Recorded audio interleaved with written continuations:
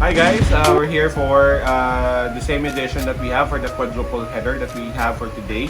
We're on the second game right now. Sorry, medyo busy talaga sobra for the past 2 days. Again, this is your Pasay Baller pa rin. Second game, it will feature Meralco Bolts going up against Northport Batang Pier. Meralco Bolts badly need this win, especially they want to go dun sa top 4. They have a very good chance of making it to the top 4 kasi marami dun sa possible na mag-tie dun sa 7-4 mga tinalo nila.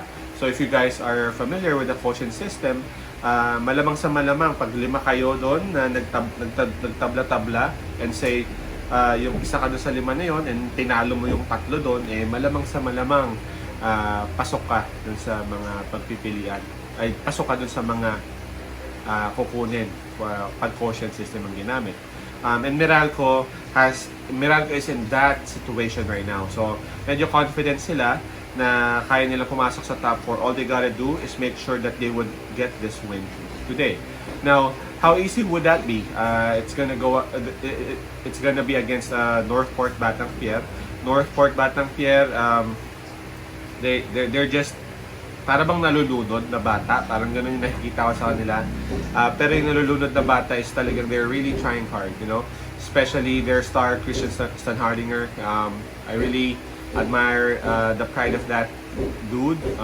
Pagod na siya. He knows that wala na rin namang patutunguhan sa team niya, you know. Some stars, they would just, you know, sit their asses down, or maybe they wouldn't give their all. But this person is, and he doesn't care what the standings say. He doesn't care what the records show. It's all about pride, man. You know, you shoot on me, I'm gonna shoot on you. You block me, I'm gonna block you. Parang ganun yung kay Christian Stanhardinger.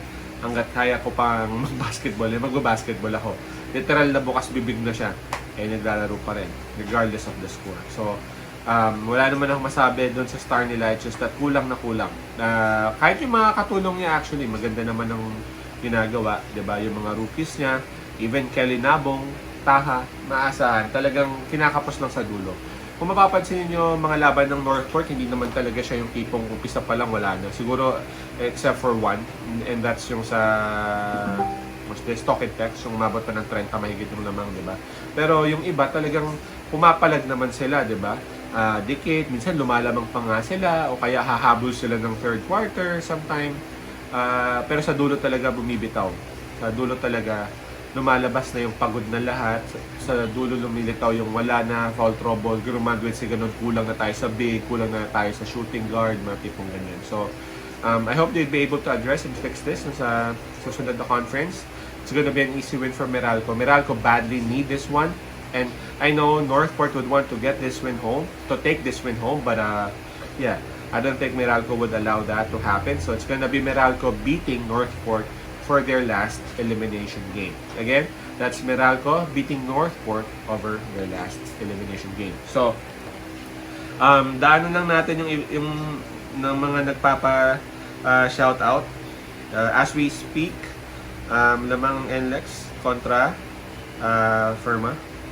Mga na-kontra dyan kanina. So, papa-shout out Eddie Magtubo Jr. So, what's up, bro? Hopefully, you guys would win today. Di ka ata nakalagay sa NLEX. Sabi ko NLEX, but yeah, di ka ata nakalagay. But meron pa namang 3 games. Meron ding isa pang nagpapa-shout out. Hold on with the name. Sorry, bro.